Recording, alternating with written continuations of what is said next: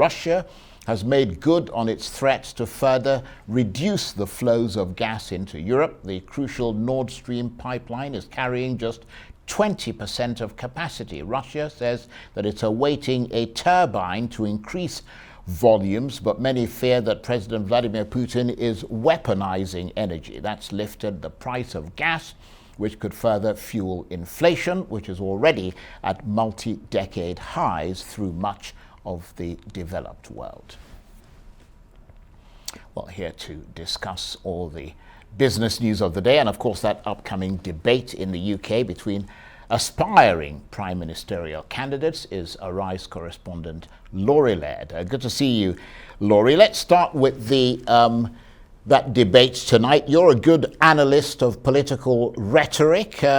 Do these kinds of debates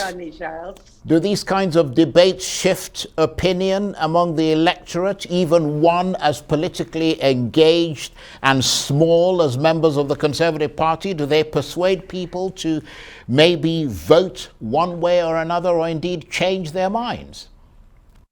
I think you've hit the nail on the head, Charles, by pointing out that this may be a televised debate, a national debate, but it's aimed at those very few number of people who are Tory party, Conservative Party members. Now, the Conservative Party has not told us how many registered members they have, thought to be somewhere between 160 and 170,000. That is 0.3% of the electorate. That is who will be voting on these two candidates, despite the fact that this is a national debate. As for whether it will move the needle, it looks like many of the Tory rank and file have made their minds up. Liz Truss, who we see on the screen now, is outpolling Rishi Sunak by almost 2-1. She is something along the lines of 67% of the vote locked up, according to the bookies, according to pollsters. So whether this debate will change anything is really an open question. And let's move on to the fact that it seems highly unlikely that policy will form much of this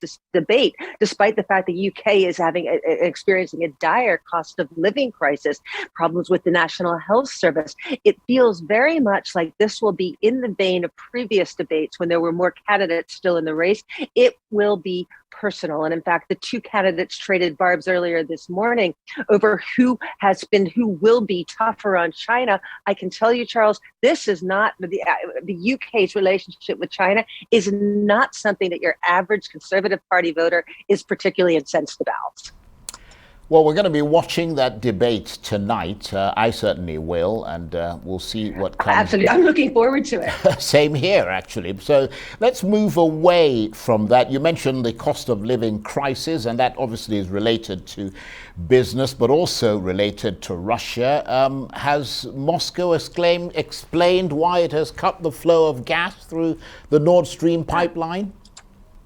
Moscow says it is a very good citizen and that it is not cutting off the gas supply in any way to inconvenience Europe. On the contrary, they say that something has gone wrong with the turbine, and that's why they cannot send the full capacity of gas through that Nord Stream 1 pipeline. Now, this is an excuse that we've heard before. Russia had cut off cut off all of the gas flow through Nord Stream 1 for planned maintenance, and also because they were waiting for a transmission piece to come from Canada. That has arrived, but this is not the transmitter that is now in question. This is another one, according to Russia. They have not said whether or not this is a long-term thing, whether this can be fixed in a couple of days. Germany's economics ministry, though, and remember, Nord Stream does come ashore in Germany. Germany's so very dependent on Russian gas. The Germany's economics ministry has said they're not aware of any technical problems or technical faults that should be impeding the flow of gas. Well, I mean, you and I have talked about this previously, Laurie, and I recall you saying that this is Europe's worst fear. I mean, how might it affect the economy? Absolutely. It really is Europe's worst fear, and particularly Germany, which is so reliant on heavy industry for such a big part of its economy and so reliant on Russian gas. A big, very influential German sentiment survey came out today. It's fallen to its lowest level in 2 years. And remember, 2 years ago, we were in the depths of a global pandemic. Most of Europe was in lockdown. We had no idea that vaccinations would be down the road. So sentiment was very low 2 years ago. We're as low as we were at that point. Many people are starting to utter the R word about Germany, and that is recession.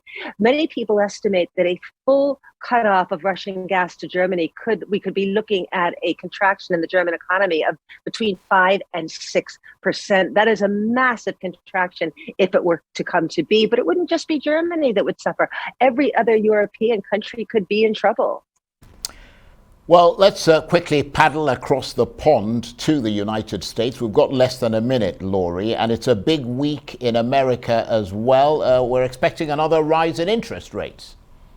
We are. The question is, will it be 3/4 of a percentage point or a full percentage point? Although the market seems to be settling on a consensus of 3/4 of a point, same as when the Federal Reserve met last time around. But even more important, Charles, on Thursday, we get second quarter GDP reports. And I just whispered the R word about the potential for recession in Germany. Some people are saying this could be the start of a recession in the UK, the economy, or in the US, excuse me. The economy contracted in the first quarter. Some people predicting another contraction in the second quarter, which meets the technical definition of a recession.